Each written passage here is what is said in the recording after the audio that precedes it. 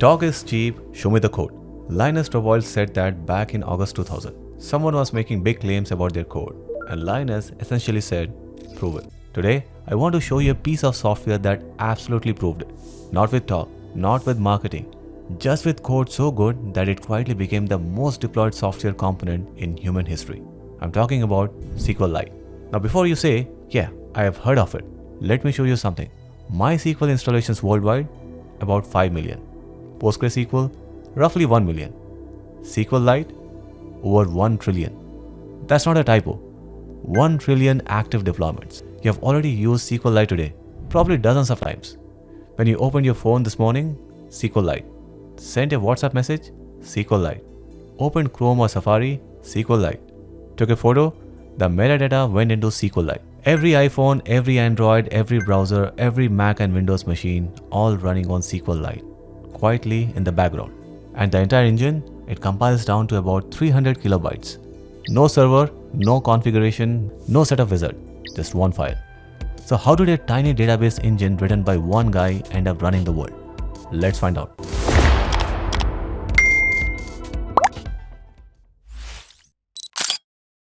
It is 2000. A software contractor named Richard Hibb is working on the USS Oscar Austin, a Navy destroyer built to survive battle damage. His job? Build software that helps sailors reroute pipes when parts of the ship get damaged. Think of it like a plumbing control system. Except the stakes are life and death. The problem? The database they were using was Informix. And Informix needed a server. When that server went down, which happened, the whole application would crash. Sailors would double-click the app and see a lovely dialog box. Cannot connect to database server. Richard's thinking, we are on a battleship, in combat, and the database server is a single point of failure. So he asked around, is there a database that doesn't need a server?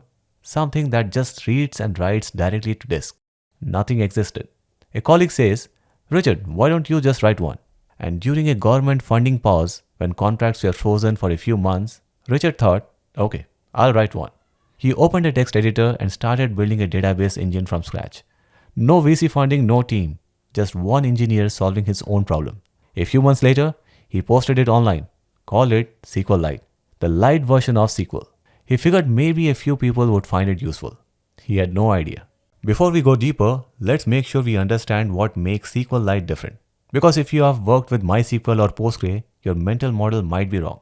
With a traditional database, say PostgreSQL, your application connects over the network to a separate server process. That server manages connections, memory, caching, and talks to the actual files on disk. It's powerful, it scales, but it's also complex. You need to configure it, secure it, tune it, and keep it running. SQLite flips that model entirely. There is no server. There is no network connection. There is no separate process.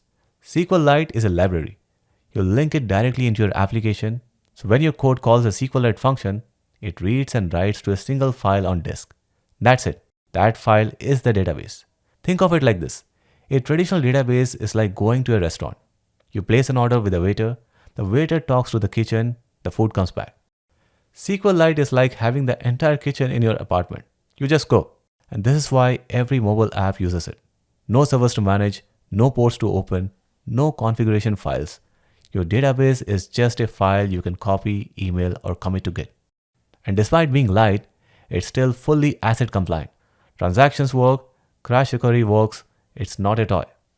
A SQLite database is a single file, usually ends in .db or .SQLite.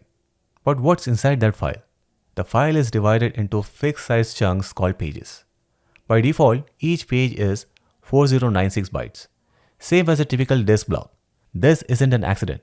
SQLite is designed to work efficiently with how disks actually operate. The first page is special.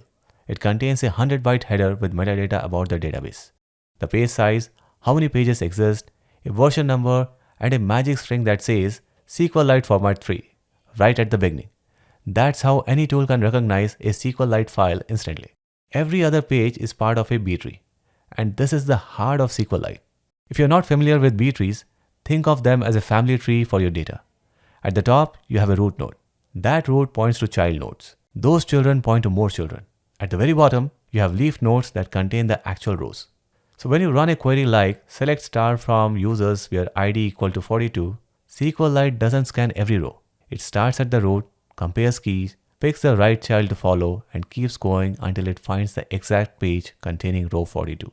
And this is logarithmic time. If you have millions of rows, SQLite might only read 3 to 4 pages to find what you need.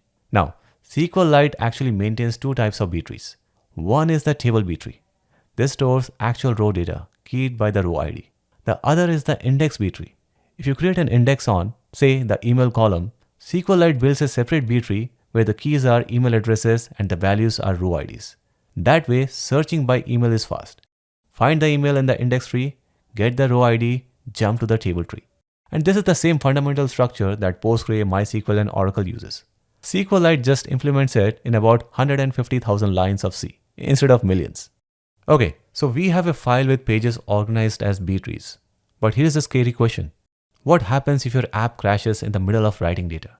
If SQLite is halfway through updating a page and the power goes out, that page is now corrupted. Your database is a toast. And that is where SQLite gets clever. Originally, SQLite used something called rollback journal. So before modifying any page, it would copy the original page to a separate journal file.